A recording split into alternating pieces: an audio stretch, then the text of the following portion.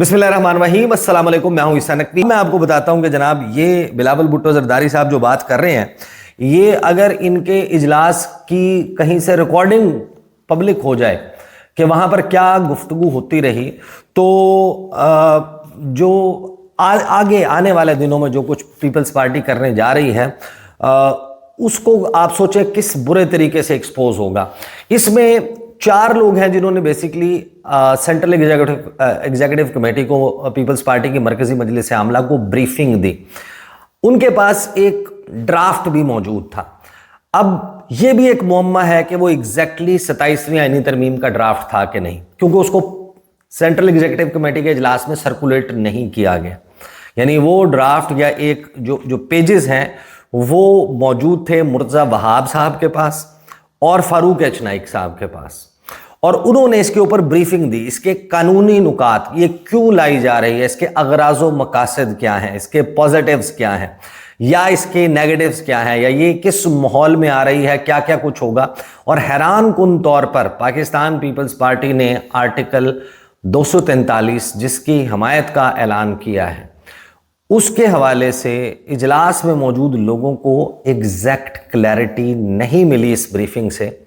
कि इसमें किस किस्म की तब्दीलियां, कुछ जुज़ियात तो ज़रूर सामने आई हैं जो उनकी कमेटी के लोगों को बताई गई हैं, लेकिन एग्जैक्ट वर्ड बाय वर्ड ये तरमीम क्या है, ये सेंट्रल एग्जीक्यूटिव कमेटी के इजलास में भी खोल कर नहीं बताई गई। अब ये हैरान कुन है कि आप अपनी सेंट्रल एग्जीक्यूटिव कमेटी का इजलास लेकर बैठे हैं और आप कह रहे हैं कि आपने 27वीं आईनी तरमीम की हिमायत करनी है या नहीं करनी, और आप वर्ड बाय वर्ड ना उसको डिस्कस कर रहे हैं, ना तमाम लोगों को वो बता रहे हैं, इशारों किनायों में जल्दी जल्दी घुमा फिरा के बात कर रहे हैं, ना वो आईनी तरमीम का कोई मुसव्वदा है जो आप अपनी पार्टी के जो शुरका हैं सेंट्रल एग्जीक्यूटिव कमेटी के, जिनसे आपने अप्रूवल लेना है, आप वो पेश ही नहीं कर रहे उनके सामने। 4 लोगों ने ब्रीफिंग दी, नवीद कमर साहब ने, शेरी रहमान साहिबा ने, फारूक एच नाइक साहब ने और मुर्तज़ा वहाब साहब ने, और उनको खुद भी 100% क्लैरिटी नहीं थी कुछ मामलात पर। और उसमें सीएम सिंध मेरे सोर्सेज के मुताबिक वाहिद शख्सियत थे जिन्होंने सिविल मजिस्ट्रेसी निज़ाम को सपोर्ट किया। उसके अलावा पाकिस्तान पीपल्स पार्टी की तमाम के तमाम 27वीं आईनी तरमीम पर जो 10 लोग हैं तकरीबन जिन्होंने गुफ्तगू की है इस इजलास में, उन्होंने मुखालिफत की है और उन्होंने बहुत ही सख्त बोला है इसके अगेंस्ट। इवन बिलावल भुट्टो जरदारी ने एक मौके पर जो जजेस के ट्रांसफर की बात है उसमें उन्होंने कहा कि ये कैसे हो सकता है कि कंसेंट के बगैर जो है वो जजेस को ट्रांसफर कर दिया जाए हाई कोर्ट के जज को, उसका अपना कंसेंट उसमें ना हो, वो उससे मुत्तफिक ना हो, और आप उसको जबरदस्ती उठाकर एक अदालत से दूसरी अदालत ट्रांसफर कर दें। बिलावल भुट्टो जरदारी के ये अल्फाज मुझ तक कोट अनकोट पहुंचे हैं मेरे सोर्सेज के मुताबिक। और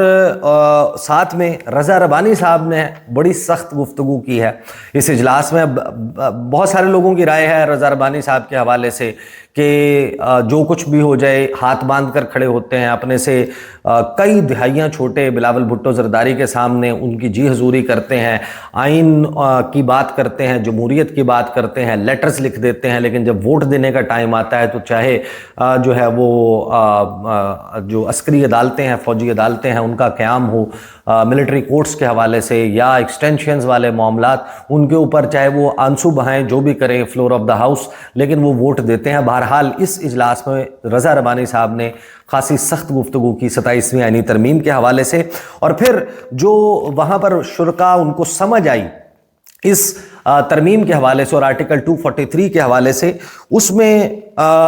उनकी अंडरस्टैंडिंग ये है कि जो आर्टिकल 243 है, मैं इस वजह से कह रहा हूँ उनकी अंडरस्टैंडिंग क्योंकि उनके साथ कॉपी शेयर नहीं की गई, ड्राफ्ट शेयर नहीं किया गया आईनी तरमीम का, बल्कि उनको ज़बानी जो है वो ब्रीफ करके हल्का फुल्का बताया गया और बहुत सारे लोगों के सरों से गुजर गई बात। लेकिन उनकी अंडरस्टैंडिंग ये है कि chairman joint chief of staff committee का ओहदा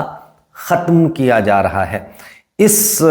तब्दीली के साथ आर्टिकल 243 के हवाले से। اور وہ جو پہلے جو سینیورٹی ہے یہ سارا معاملہ یہ رہتا تھا آئین میں، تو یہ تھا کہ روٹیشن بیسس کے اوپر ہوگا کہ ایک مرتبہ chairman joint chief of staff committee army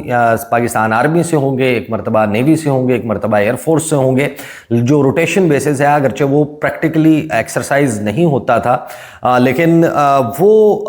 جو روٹیشن وغیرہ ہے اور عہدہ ہے وہ ختم ہو گیا، اور جو سٹاپ موسٹ پوسٹ ہوگی وہ صرف آرمی کے پاس ہی رہے گی۔ پھر حیران کن طور پر اس میں ظاہر ہے کہ فیلڈ مارشل کا جو عہدہ ہے اس کو آئینی کور دینے کی بات کی گئی ہے، اور انہوں نے کہا کہ کیا کیا اس میں آئینی کور ہوگا، اس کے حوالے سے تو بہت زیادہ تفصیلات نہیں شیئر کی گئیں، لیکن یہ ضرور پتہ چلا کہ جو فیلڈ مارشل کا عہدہ ہے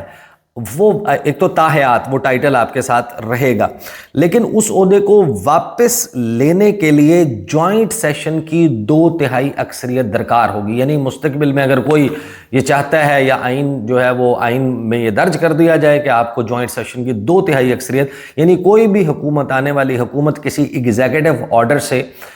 وہ عہدہ واپس نہیں لے سکتی،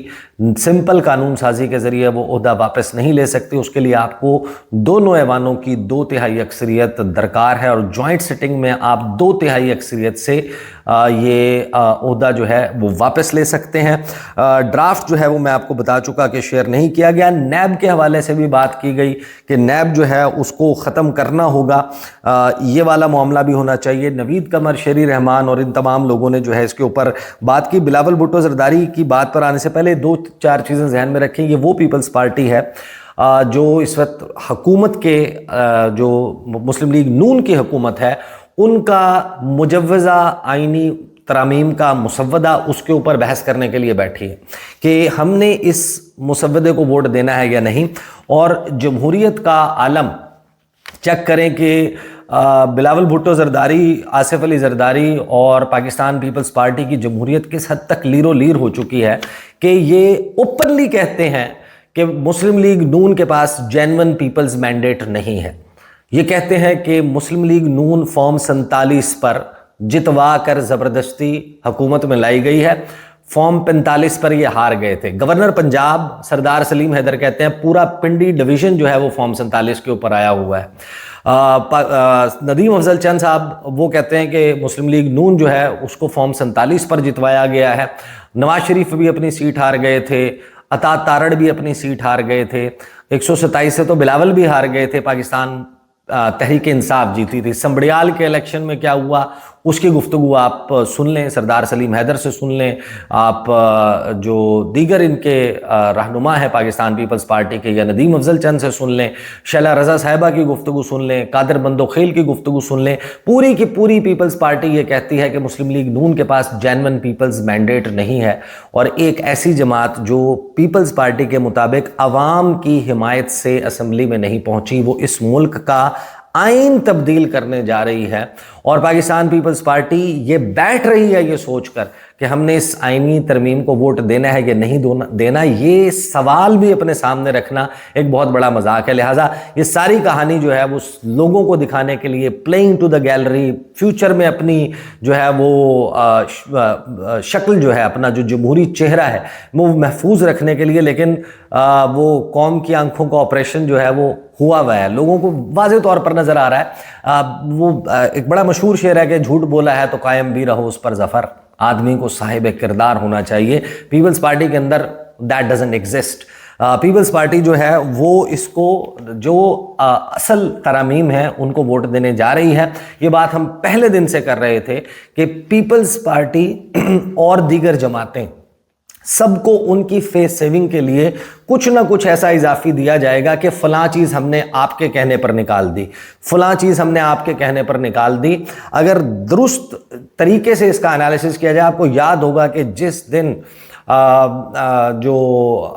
محسن نقوی صاحب ہیں انہوں نے جا کر ملاقات کی تھی آصف علی زرداری صاحب سے، جو پیپلز پارٹی اور نون لیگ کی نورا کشتی چل رہی تھی، جس میں مریم نواز صاحبہ کہہ رہی تھی کہ پنجاب کی طرف اٹھنے والی انگلیاں میں توڑ دوں گی، اور پیپلز پارٹی انگلی اٹھا اٹھا کر دکھا رہی تھی مسلم لیگ نون کو اور بیان دے رہی تھی, کسانوں کی بات کر رہی تھی, سیلاب زدگان کی بات کر رہی تھی, سی سی ڈی کے اوپر, ماورائے عدالت قتل کے اوپر بات کر رہی تھی, ان تمام ایشوز کے اوپر بات کر رہی تھی. اس وقت اس لڑائی کے حوالے سے جب یہ میٹنگ کے لیے گئے تھے تو اس دن میں نے ویڈیو میں کہا تھا کہ یہ جو فائر فائٹنگ کی کوشش ہے اس کا واضح مطلب یہ ہے کہ 27ویں آئینی ترمیم آنے جا رہی ہے, اور اگر پیپلز پارٹی یہ لڑائی ختم کرتی ہے اس کا مطلب یہ ہے کہ وہ ووٹ دیں گے. اور یہ میں آپ کو بلاول بھٹو زرداری صاحب کی گفتگو سنا دیتا ہوں, اور آپ کو یاد ہوگا کہ 4 نومبر کو اسحاق ڈار صاحب نے اس فکسڈ میچ کا بھانڈا خود پھوڑ دیا تھا. انہوں نے یہ بتا دیا تھا کہ حکومت آئینی ترمیم لا رہی ہے اور لائے گی پیپلز پارٹی, اور ہم ایک پوائنٹ پر پہنچے ہیں. یعنی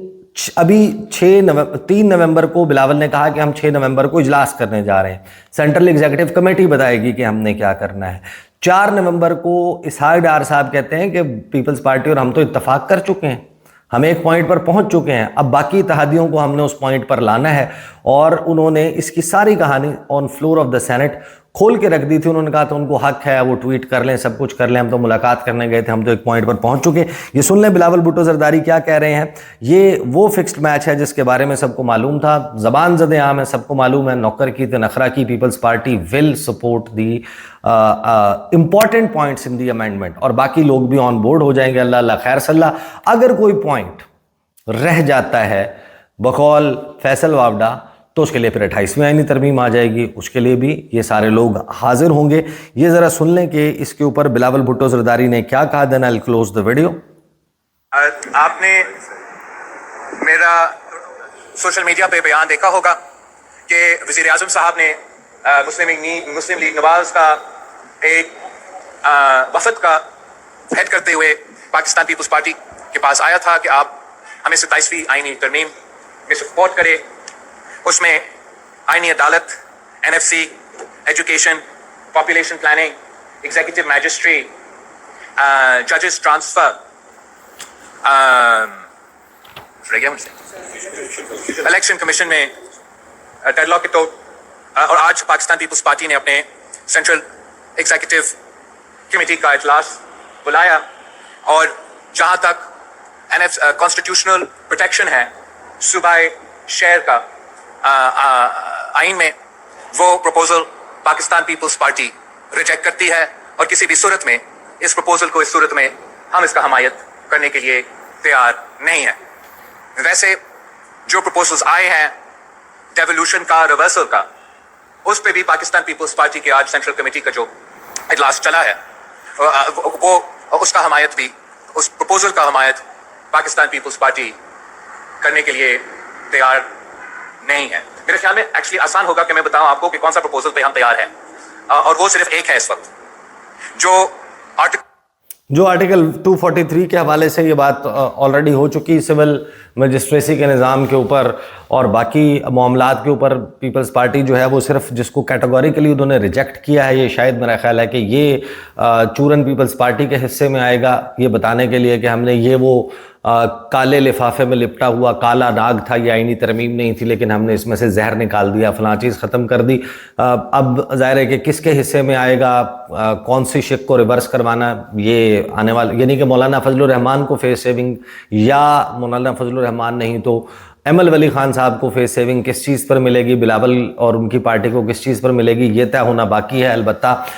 باقی تمام باٹل نیکس جو ہیں وہ ختم نظر آتی ہیں اس آئینی ترمیم کے سلسلے میں. البتہ پاکستان کی سیاست ممکنات کا کھیل ہے. آپ کو یاد ہوگا کہ 26ویں آئینی ترمیم کے وقت بھی ایک بڑی رولر کوسٹر رائڈ تھی, but the fact of the matter is کہ جب حکومت آئینی ترمیم کا مسودہ پارلیمنٹ میں پیش کر دیتی ہے اور وہ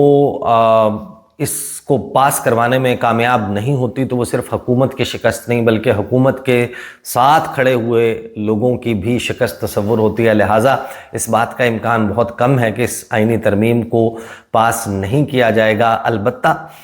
بلاول بھٹو زرداری کیونکہ اناڑی کھلاڑی ہیں, ان کی گیم اتنی ایکسپوز ہے, سب کو معلوم ہے, پری میڈیٹیٹڈ شاٹس ایک وقت تھا کہ جب ہمیں پتہ ہوتا تھا کہ ہر دوسری گیند پہ شاہد آفریدی نے باہر نکلنا ہے تو وہ پری میڈیٹیٹڈ شاٹ ہوتی تھی، وہ میرٹ آف دا بال کے مطابق کہ فل ٹاس آ رہی ہے یا ہاف والی ہے، میں نے باہر نکل کر کھیلنا ہے، اس کو فل ٹاس بنا کر کھیلنا ہے، یا پھر وہ پہلے سے ڈیسائیڈڈ ہوتا تھا کہ میں باہر نکلنا ہے، اب وہ بال کیسی ہوگی ہم نے اس کو بس کھیل دینا ہے۔ اسی طریقے سے محمد عامر صاحب کی جو 1.5 فٹ کی نو بال تھی، وہ نو بال بلاول بھٹو زرداری کی سب کو معلوم تھا کہ نو بال ہونی ہے، اور 6 اور 7 نومبر کی درمیانی رات وہ نو بال پکڑی گئی۔ ویڈیو طویل ہو گئی، اور بھی بہت سارے معاملات ہیں اسی سے ریلیٹڈ، اور جو کچھ اڈیالہ جیل کے باہر ہوا، سہیل آفریدی صاحب اور پھر وہ وارنٹ والا معاملہ، یہ تمام وہ چیزیں ہیں جو اس وقت وچ آر ویری تھارنی سبجیکٹ، اور ایک بحران کی کیفیت وفاق اور خیبر پختونخوا کے درمیان ابلتی ہوئی نظر آ رہی ہے۔ اس پر بھی انشاءاللہ گفتگو کریں گے آنے والی ویڈیوز میں، اور کل کوشش کروں گا کہ ساؤنڈ آف پاکستان بھی جاؤں اور وہاں سے بھی آپ کے سامنے تفصیلات رکھوں۔ اب تک کے لیے اتنا ہی، اجازت دیجیے، اللہ حافظ۔